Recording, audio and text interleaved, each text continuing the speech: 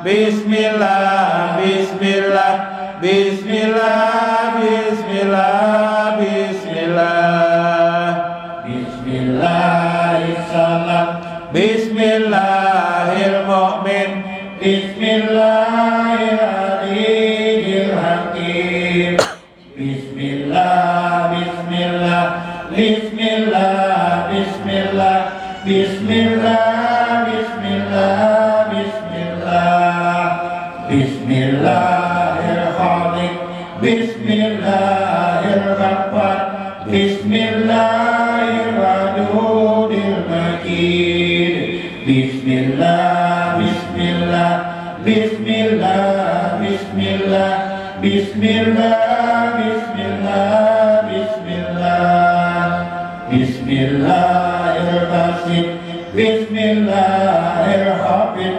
Bismillahirrahmanirrahim, Bismillah, Bismillah, Bismillah, Bismillah, Bismillah, Bismillah, Bismillah, Bismillahirrahmanirrahim, Bismillahirrahmanirrahim, Bismillahirrahmanirrahim, Bismillah, Bismillah, Bismillah, Bismillah, Bismillah, Bismillah, Bismillah. Fatihah. Alhamdulillah.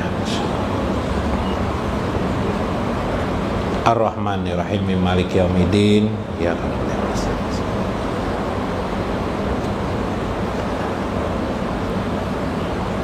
Assalamualaikum warahmatullahi wabarakatuh. Bismillahirrahmanirrahim. Bismillahil malikil qudusis salam.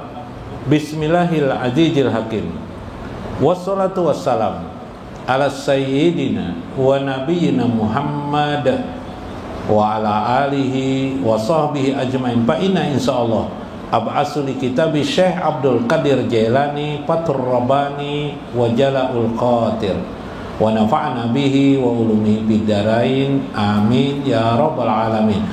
Mudah-mudahan melewati saluran Syekh Abdul Qadir Al-Jailani direstui kita semuanya bersambung kepada Nabi sallallahu alaihi wasallam dalam hidup kita, alamul barzah dan akhirat kelak. Mudah-mudahan kita tergolong orang-orang yang mendapatkan syafaat Nabi, kasih sayang Nabi, cinta dan kemesraan Nabi, sehingga tidak ada apapun yang kita pertahankan kecuali karena pertolongan Allah melewati baginda Nabi besar Muhammad sallallahu alaihi wasallam menjadi golongan orang-orang yang siratul mustaqim, jalan yang lurus, amin ya rabbal alamin. Faqala al-mu'allif rahimahullah, berkata Syekh Abdul Qadir Jailani fi kitabihi Fathur Rabbani, dalam kitab beliau Fathur Rabbani, ya qaumi, wahai kaumku, da'ul takabbur alallahi ta'ala wa ala khalqihi, tinggalkanlah takabur, baik takabur itu kepada Allah ataukah takabur itu kepada makhluk. Takabur dari kata-kata kabara, yaitu membesarkan diri. Bahasa Indonesia adalah sombong. Jadi orang sombong ialah orang yang membesar-besarkan dirinya. Orang yang membesar-besarkan dirinya itu kenapa? Karena sesungguhnya dia kecil lalu dibesar-besarkan. Hakikat manusia itu, meskipun manusia itu diciptakan sempurna, laqad khalaqnal insana fi ahsani taqwim, sungguh Allah menjadikan manusia itu, khalaqna, kami jadikan manusia itu fi ahsani taqwim, sebaik-baiknya pembentukan tubuh, sempurna. Kita juga tidak boleh sombong kepada sesama makhluk maupun kepada Allah.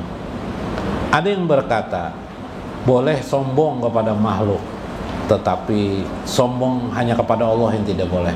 Maka kata Syekh, dua-duanya kita tidak boleh sombong, baik kepada Allah maupun kepada makhluk. Kalau kepada Allah sombong, apa itu sombong? Sombong itu tentu menjadi bertingkat-tingkat, tidak bisa satu kesatuan saja. Sombong, siapa sebenarnya yang sombong? Ini kita sudah mengetahui dalam Asmaul Husna, misalnya pemahaman yang umum, ada Allah itu kabir. Kabir itu artinya maha besar. Maha besar itu bahasa lainnya, Indonesianya maha sombong. Allahu Akbar, sembahyang Allahu Akbar. Allah maha sombong. Maha sombong. Cuma diterjemahkan kabara itu besar. Jadi Allah maha besar. Nah, karena itu menurut Imam Syafi'i dalam mazhab Imam Syafi'i tidak boleh sholat ketika membaca takbir Allahu Akbar diganti dengan bahasa lain kecuali bahasa Arab. Boleh dengan Allahu Akbar, boleh juga dengan Allahul Azim. Allahul Azim boleh, Allahul Azim boleh. Tapi yang utama adalah Allahu Akbar. Karena Al-Azim juga bermakna sombong, agung dan besar. Maha besar, Allahul Azim. Jadi boleh sepadan dengan itu seperti Al-Azim, tapi itu tidak lazim. Kalau nanti mentang-mentang tahu sudah Allahul Azim dia sembahyang, ya lah. Apalagi dengan bahasa yang lain tidak boleh. Kalau kebetulan orang Banjar, kalau diganti Allahu Akbar, Allah Maha Gonol aja. Nah, ya Allah, kacau nih. Menterjemahkan. Karena itu memang bahasa Arab itu bahasa keagamaan memang banyak juga yang tidak bisa kita terjemahkan dengan bahasa kita.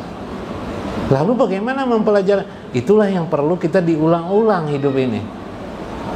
Seperti Allah saja, jangankan Anda, para ulama saja bermacam-macam mengartikan makna Allah subhanahu.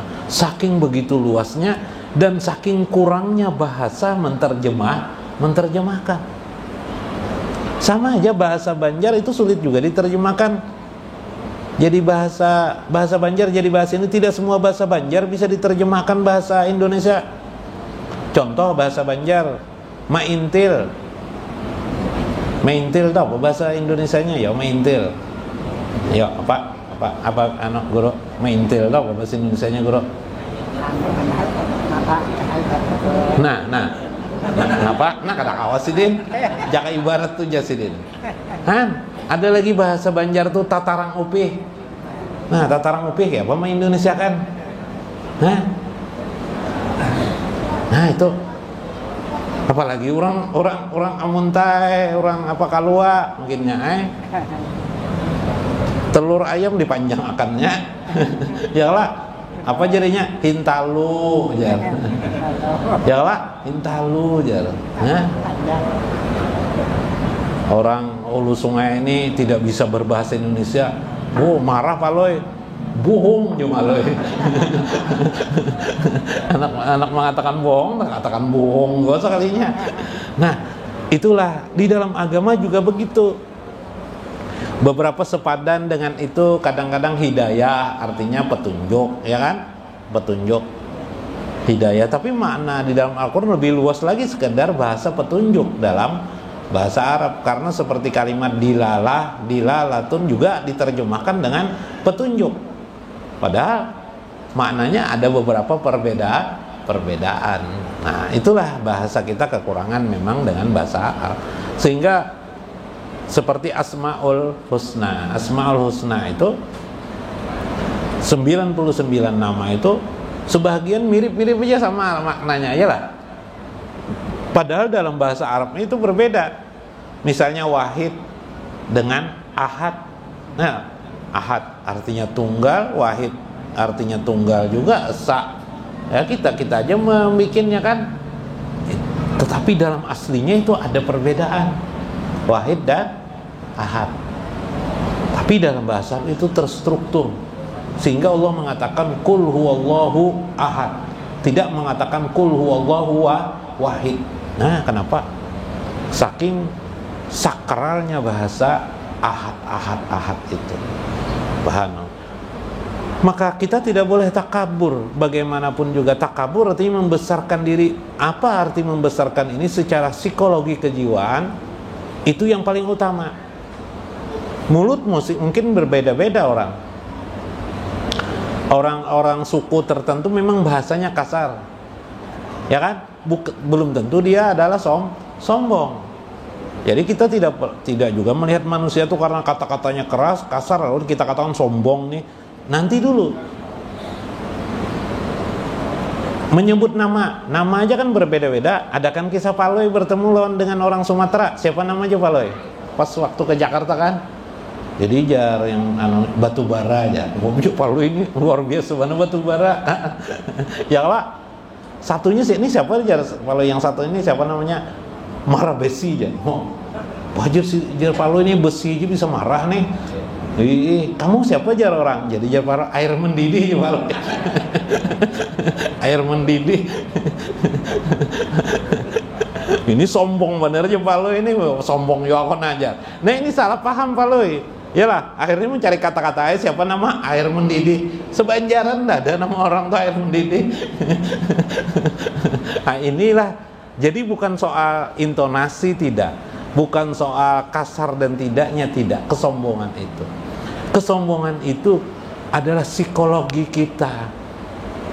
Seperti apa? Ajaran agama itu ada syariat, ada hakikat kemarin. Ya. Misalnya Nabi mengajarkan kepada kita kalimat la haula wala quwata illa billah. Itulah sebenarnya diri kita.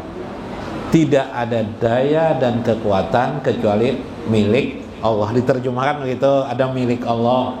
Ada juga tidak ada daya dan kekuatan kecuali pemiliknya hanya milik Allah. Kekuatan itu hanya Allah, kita tidak. Kenapa kita ada kuat? Kita ini kuat dalam penjagaan Allah, dalam pemeliharaan Allah. Lalu kita bisa kuat. Kalau begitu kekuatan ini dipinjami aja kita. Yalah, daya ini dipinjami saja. Karena dipinjami kita tidak boleh merasa apapun, memastikan apapun pada akan datang. Yalah, karena kita tidak punya kepastian itu, kemampuan itu. Maka takabur kepada Allah itu mutlak tidak boleh. Lalu kenapa Syekh melarang juga takabur kepada manusia? Ada apa? Kita tidak boleh merasa hebat. Saya merasa hebat daripada guru Tarmizi, tidak boleh. Tidak boleh ada perasaan itu. Kenapa? Psikologi orang lain kan tidak tahu. Ini kan psikologi nih, di hati nih. Karena itu merusak hatimu, jiwamu. Kenapa? Karena itulah iblis pertama kali jatuh menjadi orang yang hina dina di hadapan Allah, padahal sebelumnya adalah makhluk yang mulia. Iblis itu dimuliakan tak? Dimuliakan sebelumnya. Lalu dia jatuh hanya berkata ana khairun minhu. Setelah melihat Adam, wah Adam ini bisa apa? Menghilang aja tidak bisa, aku bisa. Ya Allah lah, ya kah? Nah, duluan siapa lahir? Ya, duluan iblis daripada Adam. Ya kah? Bah, anak bayi ini mau sombong-sombong. Nah, tapi Tuhan menyuruh kepada siapa? Kepada iblis bersujud kepada Adam. Coba bayangkan, mampu enggak dia? Ayo. Lalu iblis berkata kepada Tuhan apa? Ana ya Allah, ulun ya Allah, kayaknya lebih bagus pada Adam. Ana khairum minhu.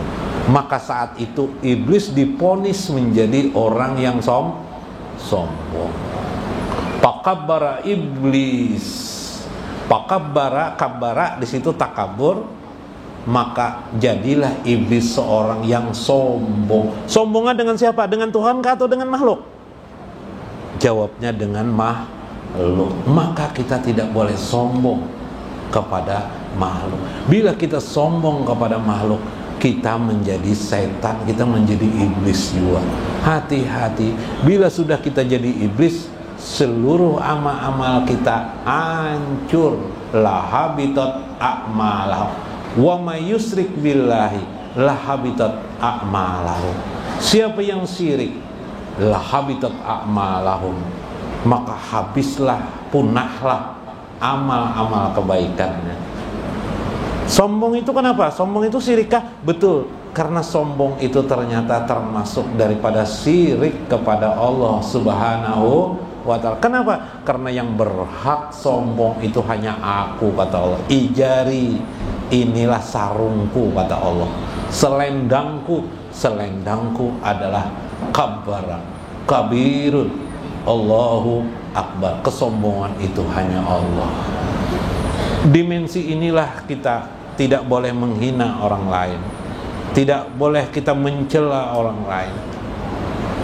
Lebih terstruktur lagi, Nabi Muhammad SAW mengajarkan kepada kita, bukan hanya kepada sesama manusia kita tidak boleh sombong, bahkan kepada alam semesta ini.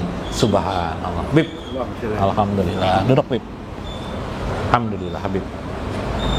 Nah, jadi sombong tidak boleh kepada Allah, apalagi bahkan kepada sesama makhluk, bahkan kepada yang nyata-nyata lebih rendah kepada kita, seperti binatang, hewan, kucing, dan lain sebagainya.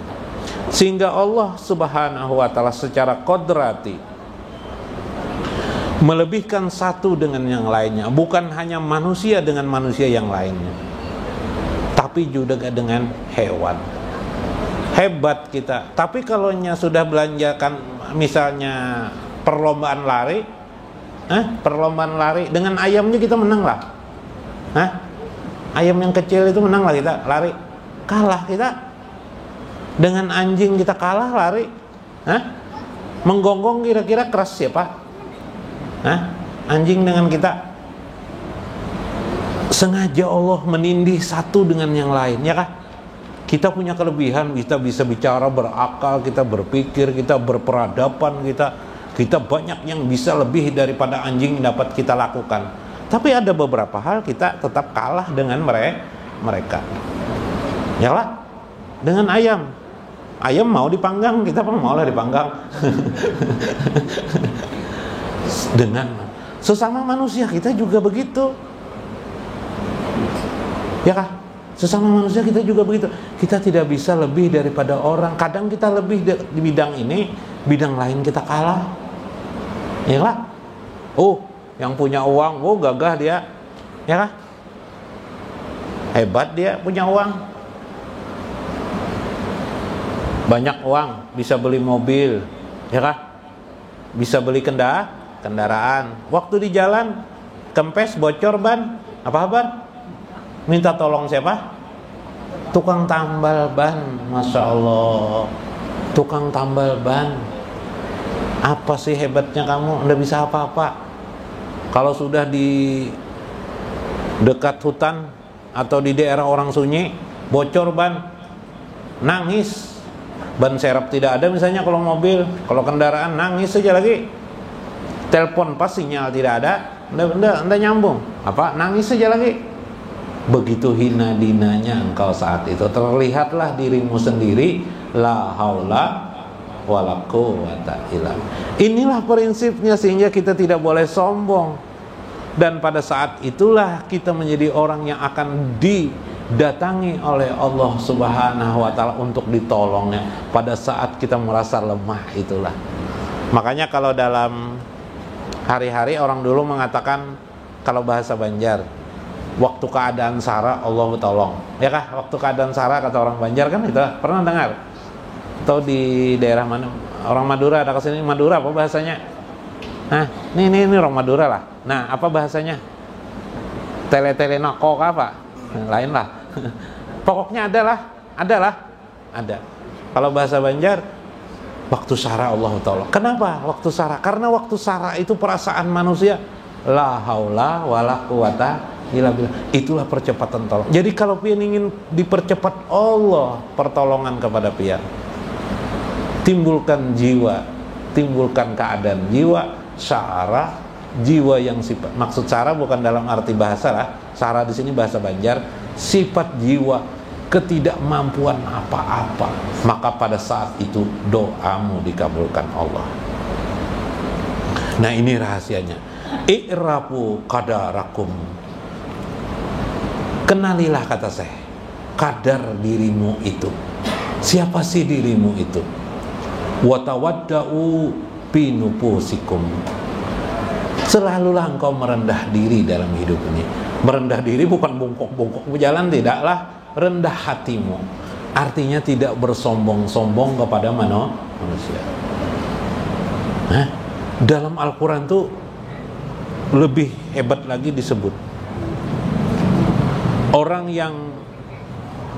yang sudah bisa merendahkan, tawadu, hilim di jiwanya, rendah hatinya, itu dijamin orang itu jadi aulia Allah.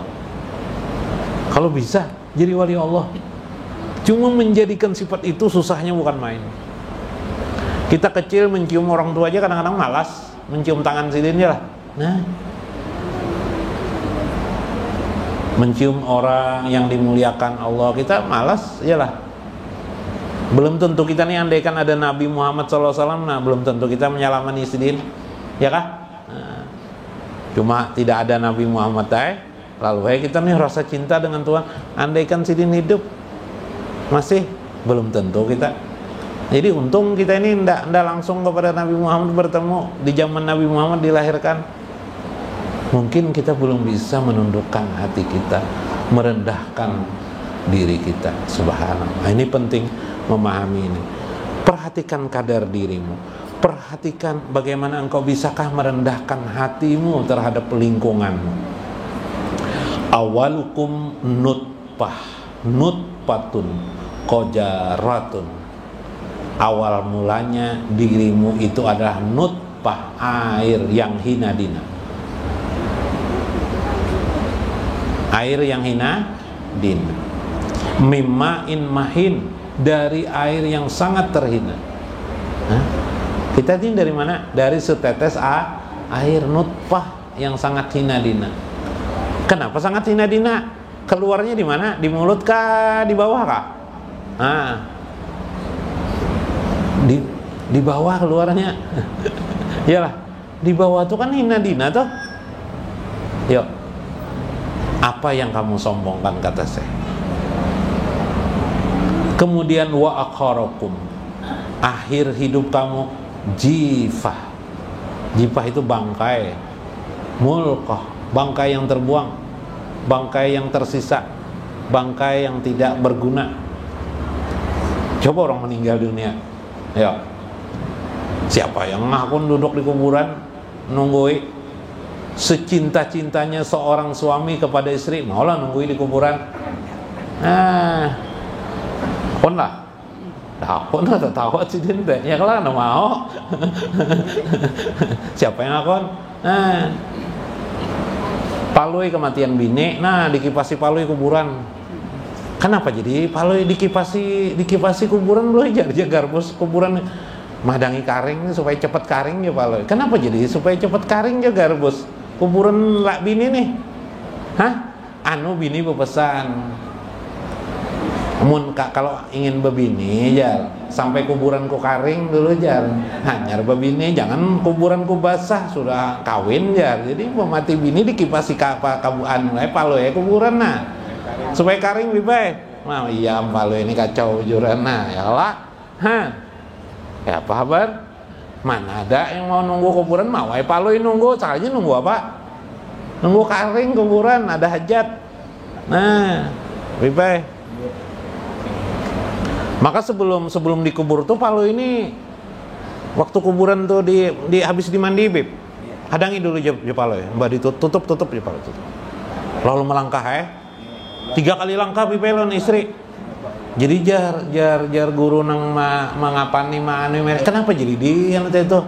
Nya istri itu berpesan. Salah satu pesannya apa?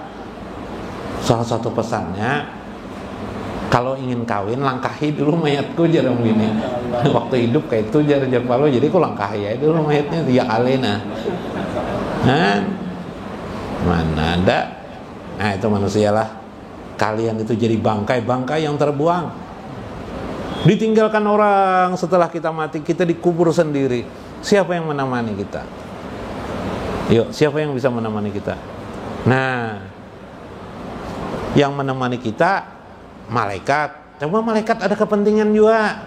Ada kepentingan. Apa malaikat kepentingannya? Nah, bertanya, sensus malaikat sensus. Ini muslim kah lain kah nih jar? Oh, muslim lah jar. Kita tanyainya. Nah, man rabbuka? Siapa Tuhan?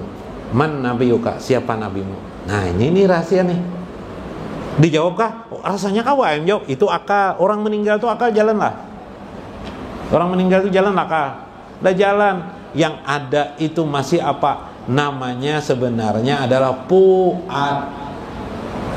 Kita meninggal itu hanya bertinggalkan namanya pu'at. Pu'at itu di mana? Hati. Di dalam hati ada sir. Di dalam sir ada pu'at. Pu'at itulah yang ditanya kepada kita. Pu'at itu tidak pernah berdusta atas apa yang dilihatnya, yang disikapnya. Letak hati nurani yang sebenarnya namanya pu'at. Kayak Pak, anak tahu di pu'at. Jangankan pu'at, guru ajar sir aja lu tidak paham. Hati aja tidak paham banyak. Dengan menata hati kita, otomatis tertata pu'at kita. Ya kah? Dengan sering pian mendengarkan pengajian-pengajian, mengingat Allah, mendekatkan diri kepada Allah, otomatis puat pian tertata. Dia tidak pernah berdusta atas kebenaran yang sampai kepada diri. Jadi apa yang terjadi? Dan puat itu dalam Bidayatul Mujtahid disebut oleh Imam Ghazali, dia bercahaya bila sering dengan zikrullah. Jadi malaikat tuh nanti bila ke kubur melihat cahaya aja laginya. Bila ada cahaya itu udah perlu lagi bertanya malaikat, ya kah? Nah, yang ditanya ini nang siapa? Yang kabur tidak jelas, lakian kah binian kan ejar. Ada kalau lah. Nah, ulun guru ejar 4 kali sudah kawin, udah punya anak-anak. Iya kah? Kesian benar kemenilah. Selidik-selidik sekalinya apa? Keempat-empatnya istrinya lakian semuaan. Nasib gua kalinya. Terus samar-samar ngarannya kabur. La takunu mimman yakuduhu at-tama wa yasiduhul hawa. Janganlah engkau menjadi orang-orang yang mengikatkan dirinya kepada ketamakan dalam hidup. Tamak itu bahasa Indonesianya rakus. Rakus.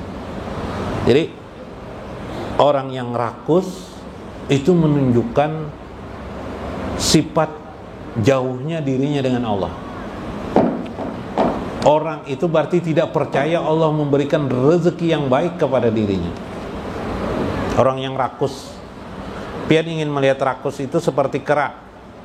Dikasih pisang satu diambilnya, dikasih orang lagi, ada lagi pisang diambilnya di tangan kiri, ada lagi pisang dikasih lainnya diambilnya lagi. Di mana meletakkannya? Di kakinya. Satu lagi dikasih di kakinya lagi, satu lagi dikasih di mulutnya diletakkan. Rakus enggak? Rakus. Monopoli. Kepingin tuh kalau usaha tuh dia aja yang berhasil, orang lain tidak berhasil. Nah, iyalah rakus, namanya tamak ya saya. Jangan kamu seperti itu. Kami makin menggambarkan kamu itu tidak percaya rezeki yang diberikan Allah kepada dirimu. Hah? Dah. Nah, ini yang paling berbahaya, orang tidak mengenal Tuhannya lagi. Wa yasiduhul hawa, atau mengejar hawa nafsu aja yang dikejar itu. Hawa nafsu yang dikejar itu. Kita ini kalau soal lomba dunia habis-habisan kita ya kalau lomba nyanyi, lomba apa lagi? Lomba hiburan. Iyalah. Kalau musim liburan ini ke Ancol sana kita datangi ya kalau kemana tuh? Ya Ancol lah. Nah, Taman Mini apalagi? Nah, pantai ya Habib, didatangi aja Habib lah. Padahal pantai yang dilihat Habib lah tiap hari juga melihat Habib lah. Nah, pantainya kan yang dilihat atau wanita cantik di situ kan yang dilihat. Nah, anda tahu tuh Bipe samar aja tuh Bipe. Samar aja tuh. Nah, ya kalau lah. Nah, habis-habisan kita uang.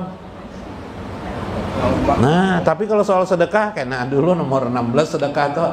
Nah, ini kesimpulannya ternyata takabur itu memiliki wahana atau memfasilitasi sehingga terpuruklah kita menjadi hina.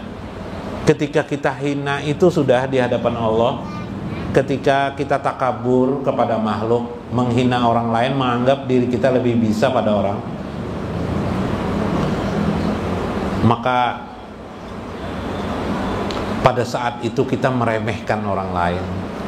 Pada saat itu Allah sudah menutup dirinya dengan kita, ditutup Allah. Maka timbullah sifat baru pada diri kita. Apa sifat baru itu? Tamak, rakus kita dengan kehidupan dunia. Kenapa? Karena rasa kepercayaan kita kepada Tuhan itu berkurang. Karena marifat kita tadi, kita sudah marifat nih, ditutup Allah. Marifat tuh bila ditutup Allah marifat tuh lalu timbul sifat-sifat jelek pada diri kita. Apa sifatnya? Karena kita takabur tadi itu, ditutup Allah. Allah tidak suka dengan orang takabur. Maka timbullah sifat jelek pada diri kita, tamak. Tamak itu apa? Menggambarkan orang tidak percaya dengan rezeki, rahmat yang Allah berikan kepada dirinya. Nah, jadi gampang lah memahaminya. Kemudian wayasiduhul hawa. Kemudian dia nanti akan berlomba-lomba hidupnya mengejar apa yang diinginkan hawa nafsunya. Oh, coba lihat anak muda kalau waktu bersaing mengejar wanita, ayo, lah, habis-habisannya lah, ayolah, karena memang dia buta marifatullah, dia tidak mengenal Allah, itu yang terjadi. Nah, kesimpulannya itu. Jadi orang yang sombong itu pertama tidak boleh sombong kepada Allah. Kedua juga sombong kepada sesama makhluk tidak boleh. Jadilah tawadu dalam hidup ini. Dengan cara itu engkau akan terpelihara ma'rifatmu kepada Allah Subhanahu wa ta'ala. Terbukalah lihat Allah lagi, tapi sudah terbuka hubungan kepada Allah. Tapi bila sudah Allah tutup itu, timbullah kejelekan pada diri kita. Kejelekannya berupa apa? Tamak kita atau rakus dalam hidup ini. Yang dikejar justru, yang dipertahankan justru adalah hawa nafsu. Subhanallah. Mudah-mudahan bermanfaat, mudah-mudahan membuka hati kita untuk lebih dalam mengenal Allah Subhanahu wa ta'ala. Wallahul muwaffiq ila aqwamit thoriq. Assalamualaikum warahmatullahi wabarakatuh.